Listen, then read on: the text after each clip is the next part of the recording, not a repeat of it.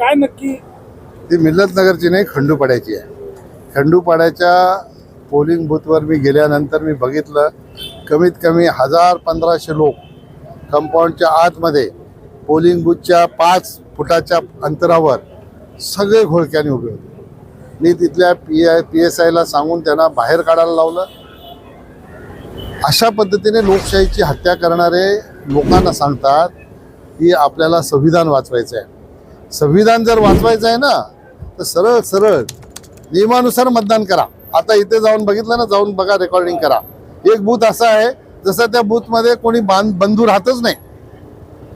सगळ्या भगिनीच राहतात, एवढ्या सगळ्या भगिनी लाईनला आहेत. एकही बांधव मला त्या लाईनला दिसला नाही, एक बूथ मध्ये, बाकी ठिकाणी आहेत.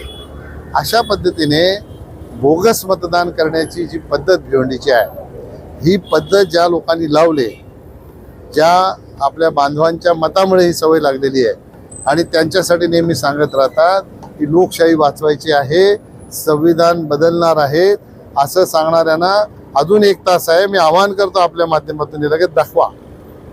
असं समजणाऱ्या लोकांना लोकशाहीनेच उत्तर दिलं पाहिजे आणि म्हणून जास्तीत जास्त मतदान करून मतदानाचं उत्तर मतदानाने देण्याची वेळ आहे आणि मला विश्वास आहे की जनता या पद्धतीने मतदान करेल. त्या खंडूपाड्यालाही फार मोठा गोंधळ, त्या एका गल्लीमध्ये लावलेली शाही काढण्यासाठी पण लोक बसले होते. तिकडे ACPला स्वतः पाठवलं. त्या एका बूथमध्ये बायकोचं ID घेऊन नवरा मतदान करायला आलेला, एक 13 वर्षाचा मुलगा बॅट घेऊन मतदान करायला आलेला. मतदारांच्या रांगेत 4-5 मुलं होती. रवींनी त्यांना सगळ्यांना खेचून बाहेर काढलं. म्हणजे हे काय चाललंय इथं? लोकशाहीची थट्टा आहे. यांना लोकशाही वाचवायची आहे का लोकशाहीची हत्या करायची आहे? आणि लोकशाहीची हत्या करताना पुन्हा लोकशाहीने दिलेल्या अधिकाराचा असा चुकीचा वापर करून जर असं होत असेल या भिवंडीमध्ये, त्याच्यापेक्षा वाईट दुसरं काही नाही. बघा, मी खास करून सांगतो, एकतर बोगस मतदान वगैरे काही नाही. कपिल पाटीलच्या पायाखालची वाळू सरकलेली आहे. दुपारी स्पष्ट त्यांनी त्याचा पराभव मान्य केलेला आहे आणि आज आपण इकडे पाहत असाल त्या ठिकाणी गेल्यानंतर पोलीस अधिकारी, निवडणूक अधिकारी, सगळ्या अधिकाऱ्यांना सगळ्यांच्या समोर शिवीगाळी वगैरे केली आहे आणि याचा व्हिडिओ देखील आम्ही तुम्हाला देणार आहोत. मी या माध्यमातून कपिल पाटीलचा निषेध करतोय आणि कपिल पाटीलला आव्हानही करतोय की अरे मर्दासारखा लढ. हे पोलीस फौजफाटा घेऊन पोलीस फौजफाटा घेऊन मतदारांना धमकावू नको.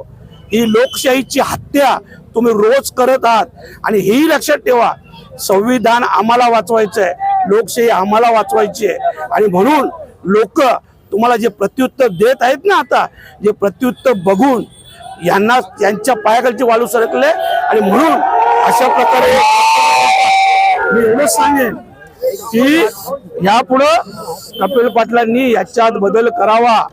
आज समक्षपणे अधिकाऱ्यांना वगैरे शिवीगाळी करणे हा किती मोठा गुन्हा आहे हे त्यांनी लक्षात ठेवावं. आणि मी तुम्हाला मीडियावर आणि मी लोकांनी देखील आवाहन करेन का कोणीही कुठल्याही प्रकारे घाबरून जाऊ नका. हे लोक असे पण रोज या लोकशाहीची हत्या करतात.